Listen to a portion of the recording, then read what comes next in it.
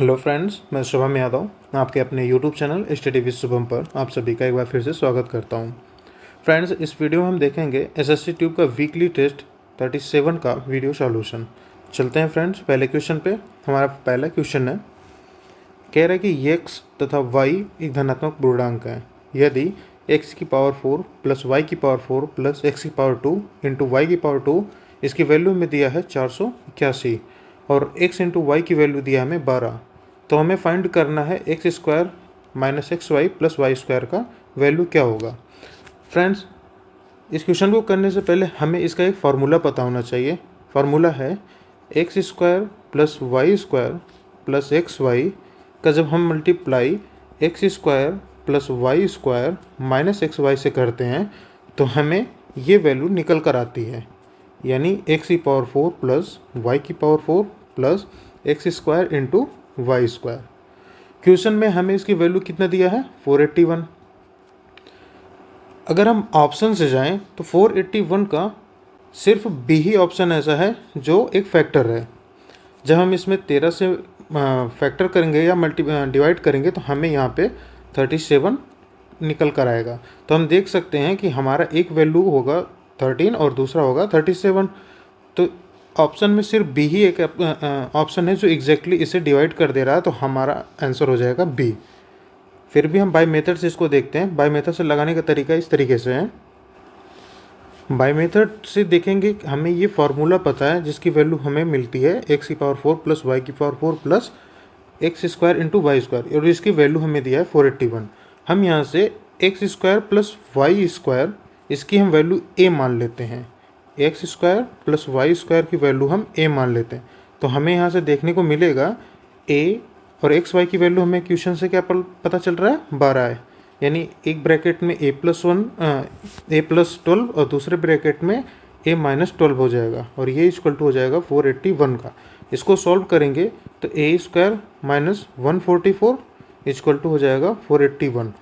जब इसको हम इस साइड लाएंगे तो हमारा यहाँ पे वैल्यू हो जाएगा 625 जो कि 25 का स्क्वायर है। तो यानी ए की वैल्यू कितनी आ जाएगी हमारी, ए की वैल्यू आ जाएगी हमारी 25। अब क्वेश्चन में x square plus y square की वैल्यू 25 हो गया, माइनस एक्स वाई का, तो और एक्स वाई की हमें यहाँ पे वैल्यू 12 मिली है। इसको सॉल्व करेंगे तो आंसर हमारा 13 आ जाएगा। तो ये हमारा लगाने का तरीका हुआ। पर क्वेश्चन में ऐसे क्वेश्चन अगर आते हैं तो फ्रेंड्स आप बाई ऑप्शन जाने की कोशिश करिए। बाई ऑप्शन ज़्यादा इजी पड़ता है, और मेथड तो आपने देख लिया है। नेक्स्ट क्वेश्चन पर चलते हैं। नेक्स्ट क्वेश्चन हमसे कह रहा है कि पी क्यू आर एक त्रिभुज है जिसका क्षेत्रफल 180 सेंटीमीटर स्क्वायर है। यस, भुजा क्यू आर पर एक बिंदु इस प्रकार है कि पी एस कोण क्यू पी आर का कोण द्विभाजक है। यदि पी क्यू अनुपाते पी आर का अनुपात जो है 2:3 है तो त्रिभुज पी एस आर का क्षेत्रफल क्या है। फ्रेंड्स, इस क्वेश्चन में हमें एक त्रिभुज दिया है और कह रहा है कि पी क्यू आर एस एक ऐसा बिंदु है जो कोण पी को एंगल बाइसेक्ट कर रहा है, और ये एस है। हमें पी क्यू का और पी आर का रेशियो दिया है जो है 2:3। जब किसी त्रिभुज में एंगल बाइसेक्टर होता है तो उसमें एक थ्योरी होती है p q upon p r equal to होता है q s upon s r, यानी कि क्यू एस और जो एस आर है ये भी 2:3 में ही डिवाइड होंगे। और इस त्रिभुज में आप देख रहे हैं जो हाइट होगी वो इस त्रिभुज के लिए भी सेम होगी, पी क्यू एस के लिए और पी एस आर के लिए भी हाइट सेम होगी। जब हाइट सेम है तो हमारा जो एरिया होता है वो बेस के रेशियो में ही डिवाइड होता है। तो हमारा बेस रेशियो है 2:3 और ये वैल्यू 5 हो गई। टोटल ऐड करने में 5 की वैल्यू हमें कितनी दी है 180, और एक की वैल्यू हो जाएगी 36। और हमसे किसका पूछा है पी एस आर की। पी एस आर की रेशियो है 3, एक की वैल्यू हमें यहाँ से निकल कर आई है तो 108 हमारा आंसर हो जाएगा ऑप्शन बी। नेक्स्ट क्वेश्चन पर चलते हैं। नेक्स्ट क्वेश्चन कह रहा है कि अगर कोई विक्रेता 69 रुपये में एक तरबूज बेचता है तो उसे 8% का नुकसान हो जाता है। यदि वह 16% का मुनाफा कमाना चाहता हो तो तरबूज को किस दाम पे उसे बेचना चाहिए। हमें यहाँ पे एसपी दिया है, सेलिंग प्राइस कह रहा है ये 69 है, और उससे एक कंडीशन है कि वो 8% का उसका लॉस हो जाता है। तो सीपी कितनी हो जाएगी 69, 100 - 8 यानी 92 × 100, ये हमारा CP हो गया। अब कह रहा है कि उसको प्रॉफिट होना चाहिए 16% का, तो उसका अब SP कितना होगा। अब हमसे प्रॉफिट है, तो जब हम SP में इसको कन्वर्ट करेंगे सेलिंग प्राइस में, तो वहाँ पे हो जाएगा 100 + 16 116 मैंने 116 अपान 100 हो जाएगा। तो 100 से कैंसिल आउट हो जाएगा। यहाँ से 23 तियाँ 69 और 23 चौक के 92, 4 से ये कैंसिल आउट होगा तो ये हमारा आएगा 29 आ जाएगा, और 29 तियाँ हमारा 87 होता है। आंसर C हमारा राइट आंसर होगा। नेक्स्ट क्वेश्चन पर चलते हैं। नेक्स्ट क्वेश्चन हमसे कह रहा है कि PQRS 16 सेंटीमीटर भुजा वाला एक वर्ग है। दिए गए वर्ग से काटे जा सकने वाले सबसे बड़े सम अष्टभुज की भुजा का मान क्या होगा। जब किसी वर्ग से हम अष्टभुज बनाते हैं तो उसका फार्मूला होता है, अष्टभुज का जो साइड है हम उसको S मान लेते हैं, तो इसका जो साइड निकल कर आएगा वो होता है वर्ग का भुजा A हम मान लेते हैं इंटू √2 - 1। अब हमें वर्ग की साइड दिया है 16, तो हमें अष्टभुज की साइड निकल कर आ जाएगी 16 √2 - 1। जब इसको हम ब्रैकेट हटाएंगे तो हमारा निकल कर आ जाएगा 16 √2 - 16। इसको कैसे करते हैं हम ये भी देख लेते हैं। क्वेश्चन में PQRS एक वर्ग है जिसकी साइड हमें दिया है 16 सेंटीमीटर। वर्ग को इस तरीके से हमें काटना है कि ये एक सबसे बड़ा अष्टभुज इसमें से निकल कर आए। तो इसकी अष्टभुज की साइड को हम A मान लेते हैं। तो यहाँ से यहाँ तक की दूरी कितनी हो जाएगी हमारी 16 - A/2। उसी तरीके से यहाँ से यहाँ तक की दूरी हो जाएगी हमारी 16 - A/2। इसका और ये जो A हमारी अष्टभुज की साइड है, ये हमारा क्या निकल कर आएगा, ये A = होगा √2 ब्रैकेट में 16 - A/2। क्योंकि जब लंब और आधार सेम होता है तो जो इसका हाइपोटेनियस होता है वो √2A हो जाता है। तो यहाँ से A की वैल्यू निकल कर इतनी आएगी। जब हम इसको सॉल्व करेंगे तो ये √2 से कैंसिल आउट हो जाएगा, नीचे √2 हो जाएगा, तो √2 का A में मल्टीप्लाई होगा, तो यहाँ पे √2A = 16 - A हो जाएगा। A को इधर इस साइड हम करेंगे तो √2A + A = 16 हो जाएगा। और फिर जब हम इसको सॉल्व करेंगे तो A कॉमन ले लेंगे तो हमारा ब्रैकेट में आ जाएगा √2 + 1 और A बाहर हो जाएगा और 16 यहाँ पे, तो A की वैल्यू हो जाएगी 16/√2 + 1। जब इसका रेशनलाइजेशन करेंगे तो ऊपर हो जाएगा √2 - 1 से गुणा और नीचे भी हो जाएगा √2 - 1 से गुणा। तो यहाँ से आपको देखें आप निकल कर आएगा, ये तो नीचे 1 हो जाएगा, 16 √2 - 16, ये हमारा आंसर हो जाएगा, आंसर C। नेक्स्ट क्वेश्चन पर चलते हैं। नेक्स्ट क्वेश्चन हमसे कह रहा है कि एक गोले के कुल पृष्ठीय क्षेत्रफल तथा आयतन का अनुपात दिया हमें 1:7। इस गोले को पिघलाकर बराबर माप के छोटे गोले बनाए जाते हैं। प्रत्येक छोटे गोले की त्रिज्या बड़े गोले की त्रिज्या का 1/6 है। तो सभी छोटे गोले की वक्र पृष्ठीय क्षेत्रफल का योग क्या होगा। तो हमें तो पहले ये पता करना पड़ेगा जो छोटा गोला है उसका रेडियस कितना है। उसके लिए पहले हमें बड़े गोले का रेडियस निकालना पड़ेगा। यहाँ पे हमें दिया है। इस क्वेश्चन को फ्रेंड्स हम बाई ऑप्शन कर सकते हैं क्योंकि हमें आंसर में 11 का मल्टीपल चाहिए। आप देख सकते हैं यहाँ पे 3 2 5 और 5 6 11 हो गया और 1 7 8 हो रहा है। यहाँ पे ये 11 का मल्टीपल नहीं है। बी वाले में आप देख सकते हैं 3 1 4 4 4 8 और 9 6 15, ये भी नहीं होगा, इक्वली नहीं आ रहे हैं। तो 1 3 3 तो 5 और यहाँ पे 8 5 13, ये भी इक्वल नहीं है। और डी वाले ऑप्शन में देखेंगे जो कि हमारा राइट आंसर है 3 2 5 5 4 9 और 6 3 9, ये 9 = 9 आ रहा है। तो ये हमारा 11 का डिविजिबिलिटी रूल फॉलो कर रहा है, तो ये हमारा ऑप्शन डी हो जाएगा। पर लगाने का तरीका हम देख लेते हैं। कह रहा है कि बड़े गोले का कुल पृष्ठीय क्षेत्रफल और उसका आयतन का रेशियो हमें दिया है 1:7। तो कुल पृष्ठीय क्षेत्रफल गोले का क्या होता है 4πr² और आयतन हो जाएगा 4/3 πr³। ये हमें दिया है 1:7। यहाँ से देखेंगे πr² कैंसिल आउट हो जाएगा, यहाँ पे r बचेगा, 4 से कैंसिल आउट हो जाएगा। और यहाँ से आप देख सकते हैं r = हमारा निकल कर आ रहा है 21। यहाँ से r इक्वल टू 21 निकल कर आ रहा है। तो छोटे गोले की, ये बड़े गोले की त्रिज्या है, तो छोटे गोले की त्रिज्या हमारी कितनी निकल कर आएगी, कह रहा है कि बड़े गोले की 1/6 है। तो यानी अगर छोटे गोले को हम r1 ले लें तो ये हो जाएगा हमारा 21/6। ये सॉल्व होगा तो ये हो जाएगा 7/2। 7/2 आ गया है। r1 बराबर हमारा निकल कर आ गया छोटे गोले की त्रिज्या 7/2। अब हमें निकालना कि कितने गोले बन रहे हैं। सभी गोलों का हमसे पूछा संपूर्ण पृष्ठ, तो नंबर ऑफ स्फेयर्स हमारा निकल कर आ जाएगा। बड़े गोले का टोटल आयतन इज इक्वल टू एन, जो नंबर ऑफ गोले होंगे, इनटू छोटे गोले का आयतन। इसका निकल कर आ जाएगा 4/3 pi r³ n 4/3 pi r1 is equal to हमारा क्या है, r/6। कह रहा है ना कि बड़े गोले का 1/6 है, तो यहाँ पे r³ अपान 216 ये हमारा r1 की वैल्यू है। तो यहाँ से आप देखेंगे ये पूरा कैंसल आउट हो गया हमारा, और n इक्वल टू हमारा निकल कर आ रहा है 216। n इक्वल टू निकल कर आ रहा है हमारा 216।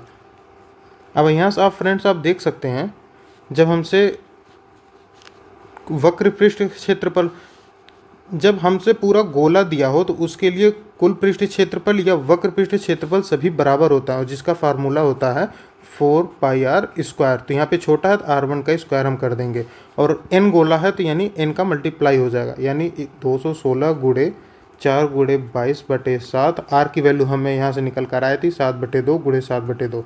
इसको सॉल्व कर लेंगे तो हमारा डी आंसर निकल कर आ जाएगा। नेक्स्ट क्वेश्चन पर चलते हैं। नेक्स्ट क्वेश्चन हमारा है, एक ट्रेन ए और बी एक ही समय से शुरू होती हैं। ट्रेन ए स्टेशन एक्स से स्टेशन वाई तक 55 किलोमीटर प्रति घंटे की गति से यात्रा करती है, और ट्रेन बी वाई से एक्स तक की यात्रा 80 किलोमीटर प्रति घंटे से करती है। 1 घंटे 36 मिनट के बाद वे एक दूसरे को पार करती हैं, तो एक्स और वाई के बीच की दूरी किलोमीटर में क्या होगी। इजी क्वेश्चन है। पहले तो एक्स स्टेशन यहाँ है और वाई स्टेशन यहाँ है। ये हमसे कह रहा है कि एक ट्रेन यहाँ से चल रही है हमारा 55 किलोमीटर पर आवर से, और इधर से चल रहा है एक 80 किलोमीटर से, और दोनों मिलते कितने में है, 1 घंटा 36 मिनट, यानी ये 36/60 हो जाएगा, यानी 12×3 = 36, 12×25 = 60, यानी 8/5 घंटे में मिल जा रहे हैं। तो रिलेटिव स्पीड कितनी हो जाएगी, दोनों अपोजिट डायरेक्शन में आ रहे हैं तो रिलेटिव स्पीड ऐड हो जाएगी, तो ये हमारी हो जाएगी, इसको और +80 करेंगे तो ये हमारा निकल कर आ जाएगा 135। यानी 1 घंटे में 135 किलोमीटर चल रहे हैं, और उन्होंने 8/5 घंटे में एक दूसरे को क्रॉस किया। तो इसको जब हम सॉल्व करेंगे तो यहाँ पे हमारा निकल कर आएगा 27 × 135, 27 गुणे 8 करेंगे तो हमारा 216 राइट आंसर निकल कर आएगा। नेक्स्ट क्वेश्चन पर चलते हैं। नेक्स्ट क्वेश्चन हमसे कह रहा है, x² + y² + 4x + 4y + 8 = 0 है, तो x की पावर 36 + y की पावर 31 बराबर n गुणे 2 की पावर n हो तो n की वैल्यू क्या होगी।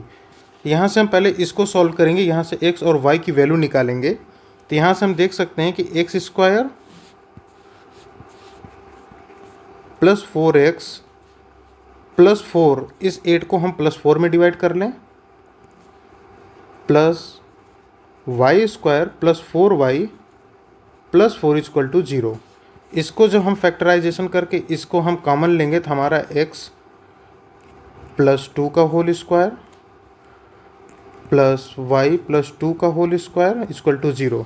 तो यहाँ से हमें x की वैल्यू क्या निकल कर आएगी, x बराबर -2 और y बराबर -2। अब हम यहाँ पे x की वैल्यू रख देंगे -2 की पावर 36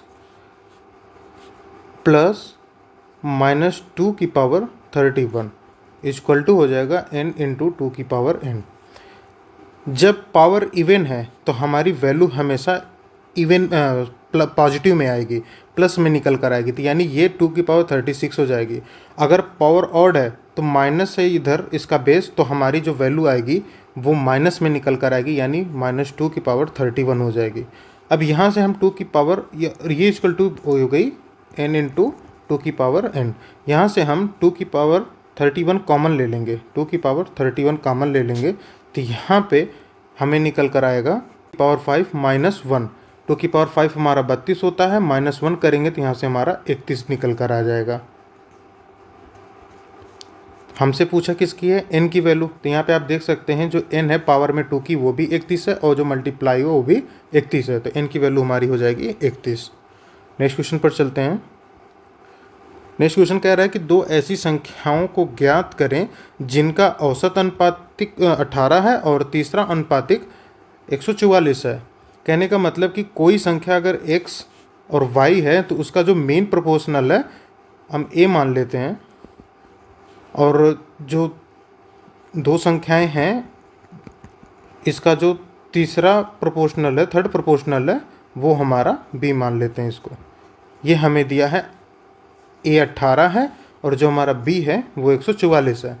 फ्रेंड इस क्वेश्चन को आप बाई ऑप्शन ही करें, ज़्यादा सही है। आप पहले वाले क्वेश्चन को लीजिए तो ये हमारा निकल कर आएगा a square is equal to x into y, और a square is equal to x into y में आप देखेंगे जो a की वैल्यू है ये हमें 18 दिया है, यानी 18 गुणे 18 इज इक्वल टू हमारा होगा एक्स वाई। और आप इसमें देख सकते हैं कि इसमें भी 9 का मल्टीपल है और इसमें भी 9 का मल्टीपल है, यानी हमें 2 9 चाहिए x और y के लिए।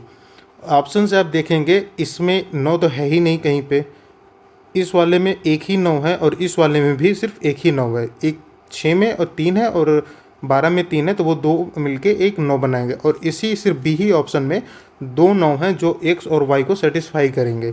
ये हमारा ऑप्शन से लगाने का तरीका है। फ्रेंड्स ऐसे क्वेश्चन को आप बाई ऑप्शन ही लगाएं, ज़्यादा इजी पड़ता है। नेक्स्ट क्वेश्चन पर चलते हैं।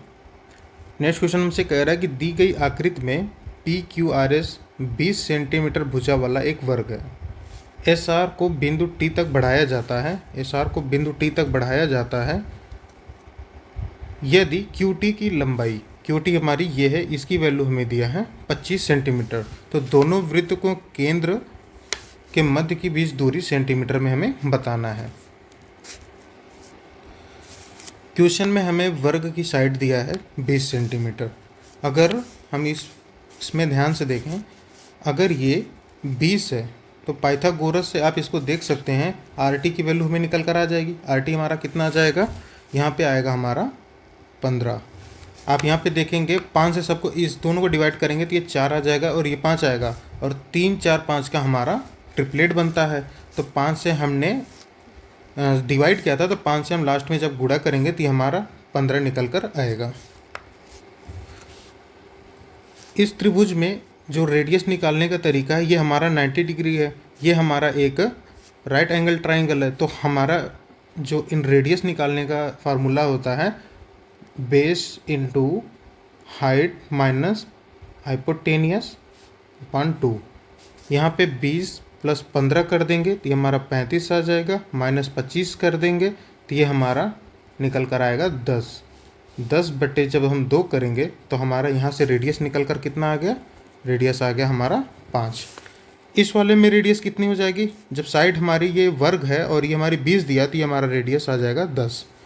अब यहाँ से आप ध्यान से देख सकते हैं ये 10 और इसको हम यहाँ तक बढ़ा दें, ये हम इसको कवर कर दें, ये 5, तो यहाँ से यहाँ तक की टोटल डिस्टेंस हमारी कितनी हो जाएगी 15। ये 15 हो गई। यहाँ से यहाँ तक का हमारा 10 दिया है, ये 5 है, तो ये जो बचा ये हमारा कितना हो जाएगा, ये भी हमारा 5 हो जाएगा। अब हमसे इनकी डिस्टेंस पूछिए, पाइथागोरस लगा देंगे तो ये बराबर हो जाएगा बेस का स्क्वायर कितना हो जाएगा 225 प्लस हाइट का स्क्वायर कितना हो जाएगा 25, निकल कर क्या आ जाएगा अंडर रूट 250। इसको जब हम सॉल्व करेंगे तो हमारा 5 बाहर हो जाएगा और अंडर रूट 10 बन जाएगा। ये हमारा आंसर हो जाएगा, आंसर हमारा ए हो जाएगा, राइट आंसर। आप कर लीजिएगा, इजी क्वेश्चन है। नेक्स्ट क्वेश्चन पर चलते हैं। नेक्स्ट क्वेश्चन हमसे कह रहा है कि अगर 480 रुपये पर अंकित एक आइटम को 400 रुपये में बेचा जाता है तो कितना उसे डिस्काउंट मिला है। MRP हमें दिया है कितना 480 और सेलिंग प्राइस जो हमें दिया गया है वो कह रहा है 400। एमआरपी पे जो डिस्काउंट दिया जाता है वो डिस्काउंट होने पर जो वैल्यू निकल कर आती है वो हमारी सेलिंग प्राइस होती है। डिस्काउंट कितना दिया है? 80 का। किस पे दिया है? एमआरपी पे, तो यानी 480 का। इसको जब सॉल्व करेंगे तो ये हमारा निकल कर आ जाएगा 16 सही 2/3। यहाँ से आप काट लेंगे, ये 6 हो जाएगा, ये 50/3 हो जाएगा। और इसको जब हम फ्रैक्शन में कन्वर्ट करेंगे तो 16 सही 2/3, जिसको फर्दर सॉल्व करेंगे तो 16.67% हमारा डिस्काउंट निकल कर आएगा। एग्जीक्यूशन है। नेक्स्ट क्वेश्चन पर चलते हैं। नेक्स्ट क्वेश्चन हमसे कह रहा है कि 433 गुणे 456 गुणे 43n का इकाई अंक n+2 है, तो n की वैल्यू हमें बताना है। तो आप यूनिट डिजिट देखिए, यहाँ पे लिख रहा है 3 × 6 × n, और इसको कह रहा है कि जो यूनिट निकल कर आएगा यूनिट डिजिट वो n+2 होगा। अब आप ऑप्शन इसको पहले सॉल्व कर लीजिए, ये हो जाएगा 8 × n। ऑप्शन से देखिए, अगर हम n की वैल्यू 1 रख रहे हैं तो यहाँ पे 3 आ जाएगी और यहाँ पे हमारा 8 आ जाएगा, तो पहला तो गलत हो गया। दूसरा 8 देखते हैं, 8 का रखेंगे तो यहाँ पे 64 हो जाएगा और यूनिट डिजिट 4 हो जाएगी, और यहाँ पे 8 रखने पे यूनिट डिजिट 0 हो जाएगी, यानी कि हमारा ऑप्शन बी भी गलत। इसी तरीके से सी पे देख लेंगे और हम वो भी निकल कर गलत आएगा, और डी पे हमारा 6 है तो एन की वैल्यू 6 रखने पे यूनिट डिजिट 8 यहाँ पे, 6 2 8 यहाँ पे यूनिट डिजिट, तो यानी हमारा एन की वैल्यू 6 है। राइट आंसर हमारा डी है। नेक्स्ट क्वेश्चन पर चलते हैं। कह रहा है कि ए बी की तुलना में 3 गुना अच्छा कारीगर है। सी अकेले एक घर को पेंट करने में 48 दिन का समय लेता है। वे एक साथ काम करते हुए ए बी और सी को उस घर को पेंट करने में 16 दिन लगते हैं, तो उस घर को पेंट करने के लिए बी को कितना दिन लगेगा? ए बी सी ये सभी तीनों मिलके 16 दिन में कर देते हैं, और सी अकेला इसे 48 दिन में करता है। एलसीएम कितना आ गया? 48। ए बी सी का इफ़िशियंसी एक दिन का कितना आ जाएगा? 3 आ जाएगा, और सी का इफ़िशियंसी कितना आ जाएगा? 1 आएगा। और हमें A/B दिया है, ये कितना है कि A 3 गुना है B से, ठीक है। तो इसमें से जब हम 1 घटाएंगे तो हमारा A और B का एक दिन की इफ़िशियंसी आ जाएगी 2, और यहाँ पे इफ़िशियंसी बन रहा है 4। तो 2 लाने के लिए हम 1/2 का डिवाइड कर देंगे। हमसे पूछा किसका है? B का, तो B की इफ़िशियंसी ओरिजिनल कितनी हो जाएगी? 1/2। 1/2 से डिवाइड कर रहे हैं ना, तो 1/2 हो गया। अब 48 काम करने हैं, इफ़िशियंसी है 1/2, तो 2 ऊपर जाके मल्टीप्लाई हो जाएगा, आ जाएगा आंसर 96। हमारा आंसर हो जाएगा सी 96। नेक्स्ट क्वेश्चन पर चलते हैं। नेक्स्ट क्वेश्चन हमसे कह रहा है कि cos 15 माइनस cos 165 का मान क्या होगा? cos 15 हो गया माइनस cos 165 को हम क्या लिख सकते हैं? 180 माइनस 15, और 180 माइनस थीटा कॉस क्या आता है? माइनस कॉस थीटा आता है। तो जब ये माइनस कॉस बनेगा और बाहर पहले ही माइनस लगी है तो ये वैल्यू हमारी प्लस में आ जाएगी, यानी cos 15 प्लस cos 15 हो जाएगी। ये टोटल हो जाएगी हमारी 2 cos 15। cos 15 की वैल्यू हमें पता होनी चाहिए, और नहीं पता है तो भी आपको निकालने की मतलब निकाल लेंगे आप। cos 45 माइनस 30 से, इससे निकाल लेंगे तो निकल कर आएगा cos 45 cos 30 plus sin 45 sin 30। तो cos 45 की वैल्यू हो जाएगी 1/√2, cos 30 की वैल्यू हो जाएगी √3/2, प्लस sin 45 की वैल्यू हो जाएगी 1/√2, और 30 की वैल्यू हो जाएगी sin की 1/2। इसको जब सॉल्व करेंगे तो √3 + 1/2√2, ये हमारा की वैल्यू हो जाएगी। और इंटू 2 है, जब 2 का मल्टीप्लाई इधर करेंगे तो ये हमारा 2 से नीचे कट जाएगा, तो हमारा निकल कर आंसर आएगा √3 + 1/√2। हमारा आंसर सी हो जाएगा। C is the right answer. Next question पर चलते हैं। नेक्स्ट क्वेश्चन DI का क्वेश्चन है। हमसे कह रहा है कि एक ये बार ग्राफ दिया है और ये कुछ प्लेसेस के नाम दिए हैं, और उसमें कितने मेल हैं कितने फीमेल हैं ये इसका नंबर दिया है, और हमसे क्वेश्चन में पूछ रहा है कि सभी जगहों से महिलाओं का औसत क्या है। तो टोटल नंबर ऑफ़ फीमेल हम फाइंड कर लेते हैं। तो वैशाली में महिलाएं हमारा ये शो कर रहा है, तो मैं वैशाली में 2500 है, यानी 2500 + 3000, 5500 प्लस 35 ये हमारा 9,000 हो जाएगा, और ये हमारा हो जाएगा 2,500 जुड़ के 11,500, और इसको हम जोड़ देंगे तो ये हमारा हो जाएगा 11,500 माने 14,000, और इसको बटे हम 5 करेंगे, 5 जगह 1 2 3 4 5 से डिवाइड कर देंगे तो ये हमारा हो जाएगा 2800। 2800 हमारा राइट आंसर हो जाएगा। नेक्स्ट क्वेश्चन पर चलते हैं। नेक्स्ट क्वेश्चन कह रहा है कि वैशाली और वसुंधरा से पुरुषों की कुल संख्या, वैशाली और वसुंधरा से पुरुषों की कुल संख्या कितनी है? 7,000। वैशाली, वसुंधरा तथा मॉडल टाउन से महिलाओं की कुल संख्या का कितना प्रतिशत है? वैशाली, वसुंधरा और मॉडल टाउन, यहाँ से महिलाएं कितनी हो गई? ये 35, 6,500, और ये हमारा हो जाएगा 9,000 टोटल। 9,000 बटे कर देंगे, हमसे परसेंटेज पूछा है, इंटू 100 कर देंगे, यानी ये कट जाएगा, और 100/9 को जब हम परसेंटेज में कन्वर्ट करते हैं तो हमारा क्या निकल कर आता है? 11 सही 1/9। उसी तरीके से हमसे 7/9 का पूछा है, तो 7 से हम मल्टीप्लाई कर देंगे तो 77 सही 7/9, और हमसे अप्रॉक्स पूछा है तो 78 हमारा राइट आंसर हो जाएगा। नेक्स्ट क्वेश्चन पर चलते हैं। नेक्स्ट क्वेश्चन कह रहा है कि वैशाली, वसुंधरा तथा मॉडल टाउन और अशोक नगर में महिलाओं की संख्या पुरुषों की संख्या से क्या अंतर है? वैशाली, वसुंधरा, मॉडल टाउन और अशोक नगर, हमसे इन चारों से महिला और पुरुषों के बीच अंतर पूछा है। तो हम इसमें देखते हैं, वैशाली में पुरुष ज़्यादा हैं, कितने? 500। फिर वसुंधरा में पुरुष कितने ज़्यादा हैं? 1000। फिर मॉडल टाउन में पुरुष कम है, 500 माइनस 500। अब यहाँ से देख सकते हैं 500 500, और इस वाले में तो कोई डिफरेंस ही नहीं, तो ये 0 हो जाएगा, +0 या +0 कर लीजिए, तो ये इक्वल टू हमारा 1000 आ जाएगा right answer. Answer A option हमारा सही हो जाएगा। नेक्स्ट क्वेश्चन पर चलते हैं। नेक्स्ट क्वेश्चन कह रहा है कि वसुंधरा से महिलाओं की संख्या तथा प्रीतमपुरा से महिलाओं की संख्या का अनुपात। वसुंधरा से और प्रीतमपुरा से, तो वसुंधरा से हमारी महिलाएं हैं 3,000 और प्रीतमपुरा से हमारी हैं 2,500। तो जब हम इसको सॉल्व करेंगे तो 2 0 तो 2 0 यहीं से कैंसिल हो जाएगा, 5 से डिवाइड करेंगे तो 6/5 बन कर आएगा। ए ऑप्शन हमारा राइट आंसर है। नेक्स्ट क्वेश्चन पर चलते हैं। नेक्स्ट क्वेश्चन कह रहा है कि वसुंधरा से पुरुषों की संख्या सभी जगहों से पुरुषों की संख्या का कितना प्रतिशत है? वसुंधरा में पुरुषों की संख्या हमारी है 4,000, तो 4,000 हो गया सभी जगह पे।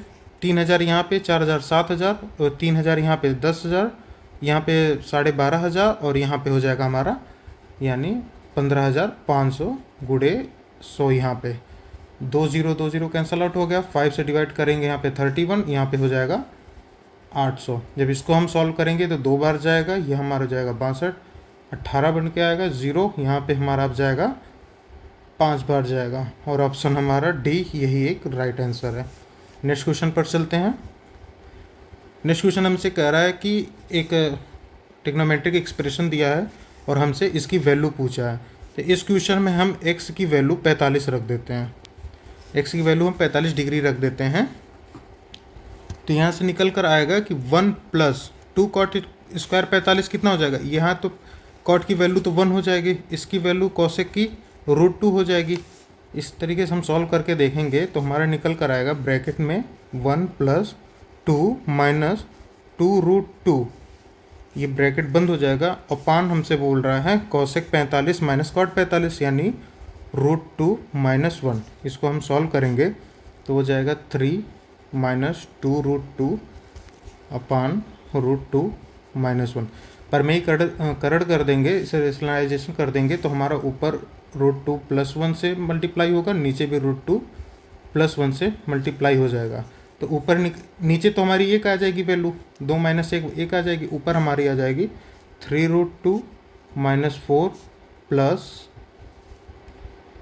3 - 2√2। इसको जब सॉल्व करेंगे तो ये हमारा आ जाएगा √2 - 1। √2 - 1 45 रखने पे हमारा डी ही ऑप्शन दे रहा है। इसमें √2 + 1 आएगा, इसमें 1/√2 - 1/√2, तो 0 निकल आ जाएगा 45 की वैल्यू रखने पे, और ये हमारा √2 आ जाएगा। तो ऑप्शन डी हमारा राइट आंसर है। नेक्स्ट क्वेश्चन कह रहा है n = 9 की पावर 9 है तो n के कितने धनात्मक घनों से विभाजित होगा? विभाज्य है मतलब कितने वैल्यू ऐसे निकल कर आएंगे, इसके कितने ऐसे फैक्टर होंगे जो क्यूब में होंगे।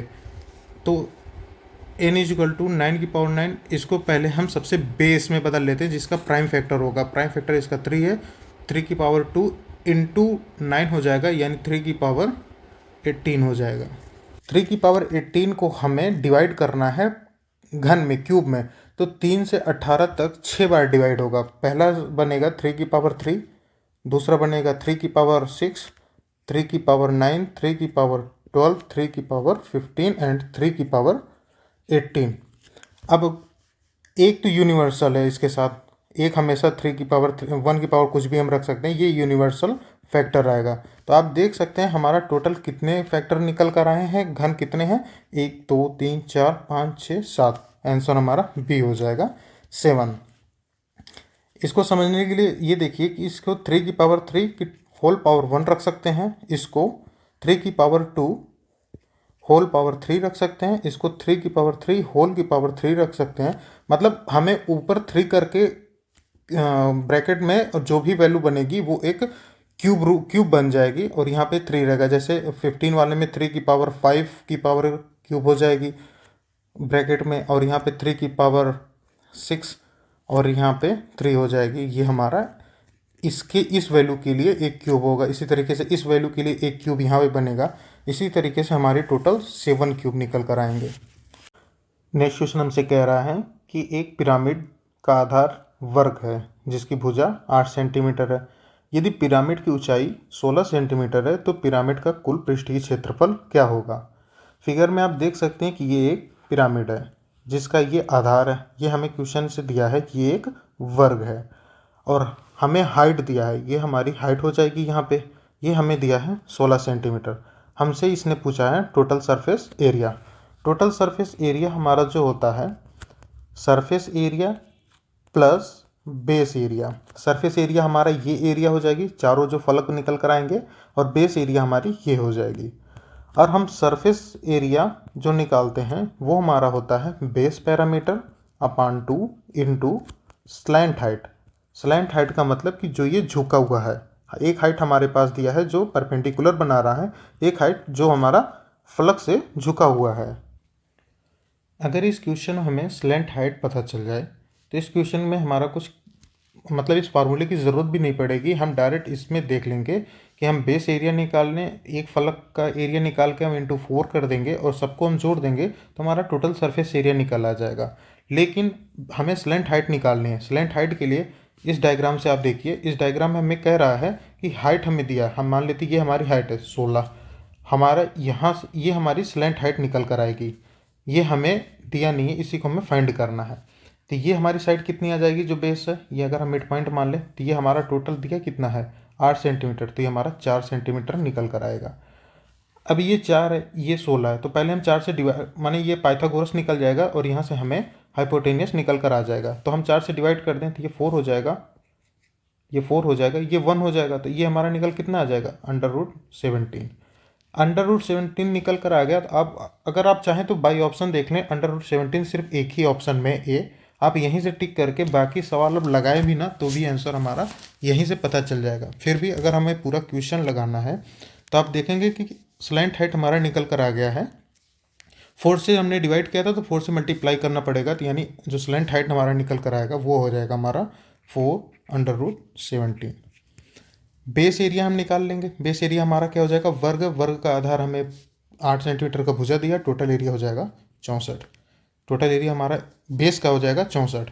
साइड का हमारा कैसे निकल कर आएगा, अब आप देखिए कि इस फलक में, इस फ्रैक्शन में यहाँ पे स्लैंट हाइट हमारा जो निकल कर आया वो हमारा है 4 √17, और ये इस फलक का हाइट है क्योंकि यहाँ पे ये परपेंडिकुलर क्रिएट करेगा, और बेस हमें दिया है 8। तो वहाँ से राइट एंगल ट्राइंगल के एरिया निकाल लेंगे तो ये एक फलक का हमारा निकल कर आ जाएगा 1/2 गुड़े हाइट हो जाएगी 4 √17 गुड़े बेस हमें कितना पता है वर्ग का 8।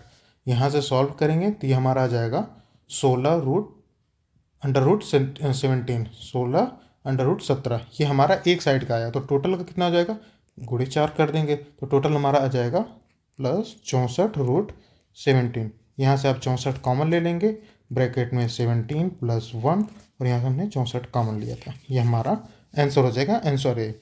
बाकी आप इस फार्मूले को भी यूज करके TSA यानी टोटल सरफेस एरिया निकाल सकते हैं। आपको स्लैंट हाइट मैंने बता दिया किस तरीके से निकलेगा, और बाकी आप फार्मूला इसको अप्लाई करके देख लीजिएगा, आंसर आपका ए आएगा। नेक्स्ट क्वेश्चन पर चलते हैं।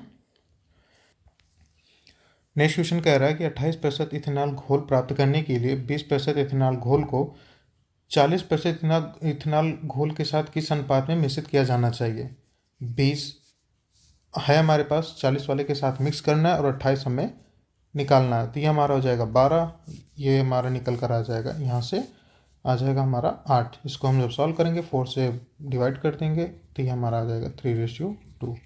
हमारा आंसर हो जाएगा 3:2, सी ऑप्शन। नेक्स्ट क्वेश्चन पर चलते हैं। नेक्स्ट क्वेश्चन कह रहा है कि 12,500 रुपये पर एक वर्ष के लिए 4% की दर से सालाना और छमाही गणना करने पर प्रतिशत चक्रवृद्धि ब्याज के बीच अंतर क्या होगा। इजी क्वेश्चन है, आप ये पहले फाइंड कर लीजिए कि जब हम हाफ ईयरली लेंगे छमाही वाला तो उसके लिए रेट कितनी हो जाएगी, 4% हो जाएगी 6 मंथ के लिए, और 1 साल के लिए हमें पूछा एग्जाम में, तो 1 साल के लिए टोटल परसेंटेज कितना निकल कर आएगा, ये मंथ है और ये हमारा ईयर है, तो ये हो जाएगा 4 + 4 + 4 × 4 16/100। तो ये निकल कर आएगा हमारा 8.16%। और पहले के लिए हमें दिया 8%, और जो ईयरली के लिए और हाफ ईयरली के लिए हमारा हो गया 8.16%। तो इसके बीच डिफरेंस कितना आ गया, 0.16% का। कितने पे आएगा, 1250 पे। गुणे 1250 आप कर देंगे तो यहाँ से निकल कर जब हम 12,500 कर देंगे तो बटे 100, इसका परसेंटेज हटा देंगे यहाँ से 100, इसको सॉल्व करेंगे तो आपका निकल कर आएगा 20। आंसर हमारा हो जाएगा C20। नेक्स्ट क्वेश्चन पे इसको आप कर लीजिएगा गुड़ा, पॉइंट है, पॉइंट को भी हटाएंगे तो बटे 0 यहाँ रखेंगे। अब आप यहाँ से 25 25 25 चौका, यहाँ पे 4 चौका 16, 4 × 5 = 20 आ जाएगा। नेक्स्ट क्वेश्चन पर चलते हैं। नेक्स्ट क्वेश्चन हमें एक अलजेब्रिक एक्सप्रेशन दिया है जहाँ f(x) एक फंक्शन है और इसका ये दिया है कि f(x) = 1/x - 1/x + 1 है। तो फंक्शन 1 से लेके फंक्शन 10 तक का हमें वैल्यू फाइंड करना है। तो जब हम फंक्शन 1 करेंगे तो यानी x की वैल्यू हम 1 रखेंगे तो यहाँ से हमें पता चलेगा 1 - 1/2, यहाँ से 1/2 आ गया। इसी तरीके से जब हम 2 रखेंगे प्लस करेंगे यहाँ पे तो 1/2 - 1/3 हो जाएगा। इसी तरीके से जब हम 10 पे आएंगे तो 1/10 - 1 यहाँ पे प्लस रहेगा 11 हो जाएगा यहाँ पे। तो आप देख सकते हैं कि जो सेकंड है और थर्ड है वो आपस में कट जाएंगे, तो यानी ये कटेगा इससे, इससे कटेगा, ऐसे करते करते 10 तक का कट जाएगा और बचेगा 1 - 1/11। तो आंसर हो जाएगा 10/11, आंसर बी। नेक्स्ट क्वेश्चन पर चलते हैं। नेक्स्ट क्वेश्चन कह रहा है कि जब एक वाटर पार्क में टिकट की कीमत 11:12 के अनुपात में बढ़ाई जाती है, कहने का मतलब अगर 11 रुपये था अब वो 12 रुपये हो गया है, तो आने वाले दैनिक आगंतुक की संख्या 8:7 हो जाता है, माने अनुपात में गिर जाता है। यानी अगर एक दिन में 8 आ रहे थे तो अब वो दाम बढ़ने की वजह से एक दिन में 7 ही व्यक्ति आ रहे हैं। तो यदि टिकट की कीमत में वृद्धि करने से पहले जो उसका इनकम था पर डे का वो था 1,76,000 रुपये, तो टिकट की कीमत की वृद्धि करने के बाद राजस्व क्या होगा, मतलब अब इनकम इंक्रीज होगा या डिक्रीज होगा, हमें फाइंड करना है। तो पहले एक टिकट की दाम थी 11 रुपये, बाद में हो गया 12 रुपये। पहले दिन आते थे 8 व्यक्ति, अब आते हैं 7 व्यक्ति, तो टोटल रेवेन्यू जनरेट कितना हुआ 88, और बाद में कितना हो गया 84। अब यहाँ से हम देखेंगे, पहले तो इसको हम सॉल्व कर लें, मतलब मिनिमम रेशियो बना लें, तो 4 से डिवाइड करेंगे तो ये 22:21 आ गया। 22 की वैल्यू हमें दिया है पहले वाले का 1,76,000, यानी ये गुणे 8,000 है। तो जब गुणे 8,000 इसमें है तो गुणे 8,000 हम 21 वाले में भी करेंगे तो हमारा आंसर निकल कर आ जाएगा 1,68,000। तो ये डिक्रीज हो रहा है हमारी वैल्यू। अच्छा, लास्ट क्वेश्चन था ये 25 क्वेश्चन ये टोटल इस SSC ट्यूब के वीकली टेस्ट में थे। मुझे नहीं लगता कि इसमें कोई भी क्वेश्चन ऐसा था जिसको आप टफ बोल सके। बाई ऑप्शन आप करना चाहेंगे तो लगभग इसमें आप 16 से 17 क्वेश्चन बाई ऑप्शन कर सकते थे।